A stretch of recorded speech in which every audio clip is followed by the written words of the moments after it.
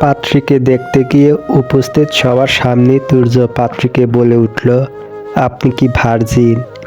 আমার কিন্তু ভার্জিন বউ লাগবে। তুর্যের এমন কথা শুনে উপস্থিত সবাই নড়েচড়ে উঠল। এই ছেলে কি কোনো কাণ্ডজ্ঞান নেই? পাত্রীকে কেউ ভরা মজলিসে এমন প্রশ্ন করে? পাশে দাঁড়িয়ে থাকা মেয়েটা লজ্জায় মাথা নিচু করে দাঁড়িয়ে আছে। তখনই পাত্রীর বাবা দাঁড়িয়ে তুর্যের বাবাকে বলল, কেমন ছেলে আপনার? এ তো দেখি পুরো মেন্টাল। কার সামনে কি বলতে হয় সেটাই জানে না। এমন মেন্টাল ছেলের কাছে আমার মেয়ে বিয়ে দিলে তো আমার মেয়ের সুন্দর জীবন নষ্ট হয়ে যাবে। আসল ব্যাপারটা ওইভাবে নেবেন না প্লিজ। আপনারা আমার বাসা থেকে বের হবেন নাকি আর অপমানিত হবেন? আগে নিজের ছেলেকে একটা মেন্টাল হাসপাতালে পাঠিয়ে ভালো করুন, তারপরে এই ছেলের জন্য মেয়ে খুঁজতে বের হন। আচ্ছা, আমরা চলে যাচ্ছি। তুর্যা এখনো বসে বসে কথাগুলো শুনছে। তার সামনে যে বাবা অপমানিত হচ্ছে সে যেন গায়েই মাখছে না।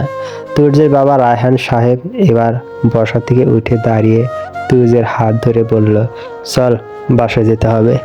কিন্তু বাবা, আমি তো এখনো আমার উত্তর পেলাম না। মেয়েটা তো কোনো জবাব দেয়নি। তাহলে কি এবারও আমার বিয়ে হবে না? রায়হান সাহেব সবার কাছে সরি বলে তুর্যের হাত ধরে টেনে নিয়ে বাসার বাইরে চলে এলো। এই ঘটনা আজ প্রথম না, এর আগেও কয়েকবার পাত্রী দেখতে গিয়ে অপমানিত হয়েছে রায়হান সাহেবকে। কিন্তু কি করবে, ছেলের তো বয়স হয়েছে, বিয়ে তো করাতেই হবে। ছোটবেলা থেকে তুর্যের মাথায় একটু সমস্যা আছে।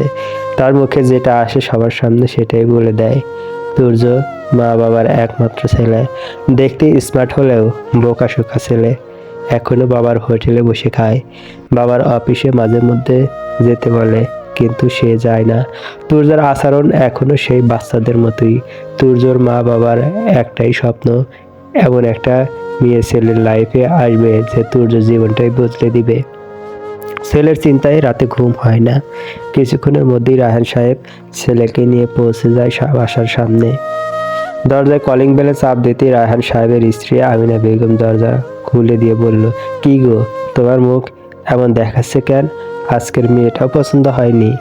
মেয়ে ভালো ছিল, কিন্তু তোমার মেন্টাল ছেলে সবার সামনে মেয়েকে জিজ্ঞেস করে সে ভার্জিন কিনা। তখন তুর্য বলে উঠল, মা, বাবাকে বলে দাও আমি ভার্জিন মেয়ে ছাড়া বিয়ে করব না। আমিনা বেগম বলল, তোকে এটা কে শিখিয়ে দিয়েছে যে বিয়ে করলে ভার্জিন মেয়েকেই বিয়ে করতে হবে?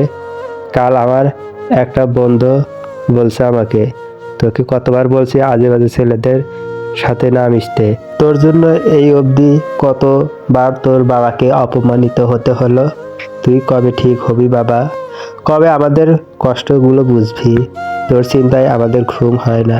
আর শোন, আর কখনো কোনো মেয়েকে এমন প্রশ্ন করিস না, এটা খুব খারাপ। ঠিক আছে, এখন রুমে গিয়ে ফ্রেশ হয়ে আয়, খাবার রেডি করছি আমি। তোর এবার নিজের রুমে চলে গেল। আমিনা বেগম রায়হান সাহেবকে বলল, তুমিও ফ্রেশ হয়ে খেতে আসো। খাবার আমার গলা দিয়ে নামবে না, আমি রুমে যাচ্ছি। এই কথা বলে রায়হান সাহেব নিজের রুমে চলে গেল। এরপর কয়েকদিন কেটে গেল। একটা ঘটক এলো রায়হান সাহেবের কাছে। রায়হান সাহেব, আমার কাছে একটা মেয়ের সন্ধান আছে। মেয়েটা দেখতে অনেক সুন্দর, পরিবারও খুব ভালো। আপনি চাইলে দেখা করতে পারেন। আমার তো আর মন চায় না, আপনি তো সবই জানেন। এর আগে কতবার অপমানিত হয়ে আসতে হয়েছে। কি আর করবেন, ছেলেকে তো বিয়ে দিতে হবে। আরও একবার না হয় দেখুন। ঠিক আছে, তাহলে আমরা কাল দেখতে যাব। ঘটক চলে গেল। রায়হান সাহেব কিছুক্ষণের মধ্যেই বাসায় গিয়ে তার স্ত্রীর সাথে এইটা নিয়ে আলোচনা করলো। পরের দিন বিকালে তুর্যকে ভালোভাবে রেডি করিয়ে দিলেন আমিনা বেগম। বের হওয়ার সময় আমিনা বেগম তুর্যকে বলল, বাবা শোন, ওখানে গিয়ে এমন কিছু বলবে না যাতে তোমার বাবা ছোট হয়ে মেয়ে পছন্দ না হলে সেটা তোমার বাবাকে বলবে। আর ভুল করেও মেয়েকে প্রশ্ন করবে না তুমি ভার্জিন কিনা। এতে করে সবাই তোমাকে খারাপ ছেলে মনে করবে। ঠিক আছে? ঠিক আছে, যাও তাহলে। আর আমার কথাগুলো অবশ্যই মনে রাখবে। তারপর ঘটক সহ তিনজন বেরিয়ে পড়ে। কিছুক্ষণের মধ্যেই তারা একটা বাড়ির সামনে গিয়ে নামে। বাড়িটা খুব সুন্দর, বাহিরে থেকে বাহিরের দরজার সামনে গিয়ে কলিং বেল চাপ দিতেই একটা মহিলা এসে দরজা খুলে, আপনারা এসেছেন? ঘটকের দিকে তাকিয়ে কথা বলল ভদ্রমহিলা। তারপর সবাই ভিতরে প্রবেশ করে। আজকে তুর্য চুপচাপ বসে আছে। মায়ের কথা সে মাথায় রেখেছে আজ। মেয়ের বাবা এসে ওনাদের সাথে কথা বলছেন। কিছুক্ষণের মধ্যেই একটা মেয়েকে সাজিয়ে নিয়ে আসেন মেয়ের মা। মেয়েটা এসে তাদের সামনে বসে। রায়হান সাহেব মেয়েকে প্রশ্ন করলেন, মা, তোমার নাম কি? জি, আমার নাম ইরা রহমান। খুব মিষ্টি নাম তোমার, আর তুমিও দেখতে খুব মিষ্টি। এবার তুর্য মেয়েটার দিকে তাকালো। মেয়ে খুব সুন্দরী, পরনে তার লাল শাড়ি, কপালে কালো টিপ, গোলাপি ঠোঁট। তুর্য মেয়েটার দিকে তাকিয়ে আছে এক নজরে। তুর্য মেয়েটার দিকে তাকিয়ে বলল, বাবা, আমি এই মেয়েকেই বিয়ে করব। তুর্যের এমন কথা শুনে উপস্থিত সবাই তাকালো তার দিকে। তখনই রায়হান সাহেব বলল, বাবা, আমরা মেয়ে দেখতে এসেছি, আগে বাসায় যাই, তারপর ওনাদের আমাদের মতামত জানাবো। মতামত জানানোর কিছু নেই, এই মেয়েকে আমার খুব পছন্দ হয়েছে, আমি একেই বিয়ে করব। রায়হান সাহেব সবাইকে বলল, কিছু মনে করবেন না প্লিজ। ইরা বাবা অবস্থা দেখে বুঝতে পারে এই ছেলের কোনো একটা সমস্যা আছে। তখন উনি বলল, আচ্ছা, এবার আপনারা আসতে পারেন। আপনি কি রাগ করলেন? আরে না, রাগ করবো কেন? আপনাদের তো মেয়ে দেখা শেষ, আমরা আমাদের কথা ঘটককে জানিয়ে দেব। ইরা দাঁড়িয়ে বলল, বাবা, আমি ওনার সাথে আলাদাভাবে কথা বলতে চাই। রায়হান সাহেব নড়ে চড়ে উঠল। কেউ না জানো, সে তো জানে তার ছেলেটা কেমন। একা একা গেলে আবার কি না কি বলে বসে। তুর্য বলল, হ্যাঁ, আমারও একটা কথা আছে। তুর্য তার বাবাকে বলল, বাবা, আমিও ওর সাথে কথা বলতে আসছি, তুমি বসো। তুর্য উঠে দাঁড়িয়ে গেল। যদিও ইরার বাবা এটা চাইছে না, উনিও বুঝতে পারছে ছেলেটার কিছু একটা সমস্যা আছে, আর ওর আচরণও একদম বাচ্চাদের মতো। তবুও ইরা তুর্যকে নিয়ে ইরার রুমে গেল। গিয়ে দুজনেই দাঁড়িয়ে আছে। তুর্য বলল, আগে আমার কথাটা বেশি জরুরি, আমি আগে বলি, তারপর তুমি ওকে? ইরা একটা মুচকি হাসি দিয়ে বলল, আচ্ছা বলুন। জোরে বলবো নাকি কানে কানে?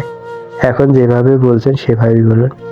কেউ যদি শুনে ফেলে, পরে যদি আমার বাবাকে বকাঝকা করে? আপনার বাবাকে কেন বকাঝকা করবে? এর আগে বার এক জায়গায় বকা দিয়েছে, তারপর থেকে বাবা আর আমার সাথে ঠিকভাবে কথা বলেনি, তাই ভয় হয়। আচ্ছা ঠিক আছে, কানে কানে বলুন। তুর্য এবার ইরার কানের কাছে গিয়ে বলল, আপনাদের ওয়াশরুমটা কোন দিকে? খুব জোরে আমার চাপ দিয়েছে, অনেকক্ষণ ধরে সহ্য করে আছি। তুর্য কথা শুনে হেসে দেয় ইরা। তারপর ইরা তুর্যকে ওয়াশরুম দেখিয়ে দিল। তুর্য ভিতরে গিয়ে দরজা বন্ধ করে দিল। ইরা দাঁড়িয়ে মুচকি মুচকি হাসছে।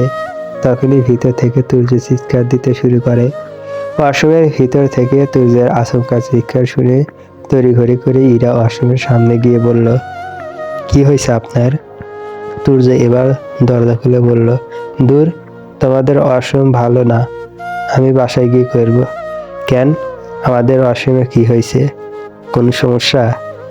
অনেক সমস্যা। তোমাদের ওয়াশরুমের কমোড নেই, ভিতরে চেয়ার দিয়ে কি করো তোমরা? এরা একটা মুচকে হাসি দিয়ে বলল, এটাই কমোড, এটাকে হাই কমোড বলে। আমি এটাতে পারবো না। তাহলে বাসা অবধি কীভাবে যাবেন? আপনার না খুব জোরে চাপ দিয়েছে? সমস্যা নাই, আচ্ছা আমি যাই, বাবাকে নিয়ে তাড়াতাড়ি বাসায় যেতে হবে। ইরা মুচকে হাসি দিয়ে বলল, ঠিক আছে। তারপর ইরা তুর্যকে নিয়ে বাইরে গেল। ছেলে ভিতরে গিয়ে কি গন্ডগোল করলো এটা নিয়ে রায়হান সাহেব চিন্তিত হয়ে আছে। তুর্য তার বাবার কাছে গিয়ে বলল, বাবা, বাসায় চলো তাড়াতাড়ি। ছেলের কথা শুনে রায়হান সাহেব চিন্তিত চোখের ইরার দিকে তাকালো। তারপর ইরা বাবাকে বলল, আজ তাহলে আমরা উঠি, আমরা ঘটককে আমাদের ব্যাপারে জানিয়ে দিব, আপনারাও জানিয়ে দিয়েন। এই কথা বলে বাড়ির দিকে রওনা দিলেন রায়হান সাহেব। ওনারা যাওয়ার পরে ইরার বাবা ইরাকে বলল, ইরা, ছেলেটাকে আমার একদম পছন্দ হয়নি, কেমন অদ্ভুত ব্যবহার ছেলেটার। বাবা, ছেলেটা সহজ সরল, কিন্তু ছেলে তো খারাপ না, একটু বোকা আছে, সমস্যা নেই। কি, তোর এই ছেলেকে পছন্দ হয়েছে? ইরা মাথা নিচু করে রাখলো লজ্জায়। তখন ইরার বাবা বুঝতে পারে ইরার ছেলেকে পছন্দ হয়েছে, কিন্তু তার ছেলেকে তেমন একটা পছন্দ হয়নি। কি আর করার, মেয়ের যখন পছন্দ হলো উনিও আর আমত করতে পারলো না। অন্যদিকে রাহান সাহেব তুর্যকে নিয়ে বাসায় চলে গেল। তুর্যের আম্মু এসে বলল, কি গো, এবার কি ছেলে কোনো ঝামেলা করেছে নাকি? আমার সামনে তো করেনি, মেয়ের সাথে আলাদা কি কথা বলছে তাও জানি না। ওখান থেকে আসার পরেই বাসায় আসার জন্য তাড়াহুড়া করছিল, মনে হয় এবারের বিয়েটাও হবে না। আচ্ছা দেখেন কি হয়। তুর্য কই? ও তো নিজের রুমের দিকে দৌড় দিল।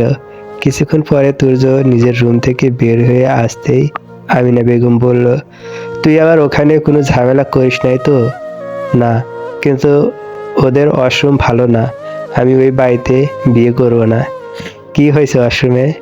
ওদের ওখানে কমোড নেই, একটা চেয়ারের মতো কি যেন ছিল, ওটার নাম নাকি হাই কমোড।